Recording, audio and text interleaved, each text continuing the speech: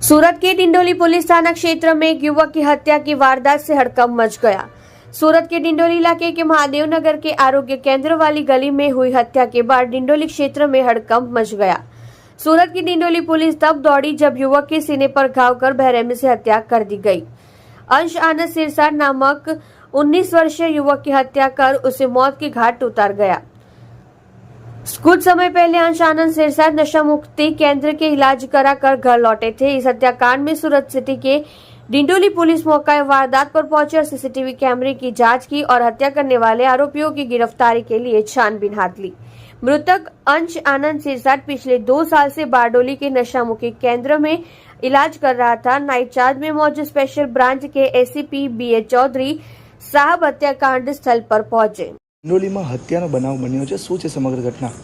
Dindoli police station વિસ્તારમાં મહાદેવનગર 2 સોસાયટીમાં એક હત્યાનો બનાવ બન્યો છે। આ બનાવમાં અંશ નામના એક વ્યક્તિની હત્યા થઈ છે। એ અંશ અહીંયા એકાદ મહિનાથી આવ્યો હતો। પહેલાં એ બારડોલીમાં એક નશામુક્તિ કેન્દ્રમાં એડમિટેડ હતો એવી એ માહિતી પોલીસને આપવામાં આવી છે।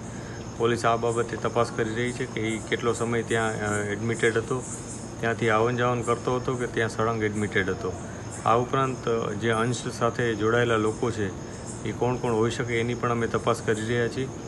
આ ઉપરાંત સીસીટીવી કેમેરા અને અન્ય જે ઇન્ફોર્મેશન હોય, ટેકનિકલ ઇન્ફોર્મેશન, તદુપરાંત અમે જે હ્યુમન રિસોર્સ અમારા હોય છે એના થકી અમે તપાસ કરી રહ્યા છીએ કે આમાં જે પણ સસ્પેક્ટ વ્યક્તિ હોય એની અમે આઈડેન્ટિફાઈ કરી અને પછી એની આગળની કાર્યવાહી કરવા પ્રયાસ કરી રહ્યા છીએ। પ્રાથમિક વિગતમાં કંઈ સામે આવ્યું હોય?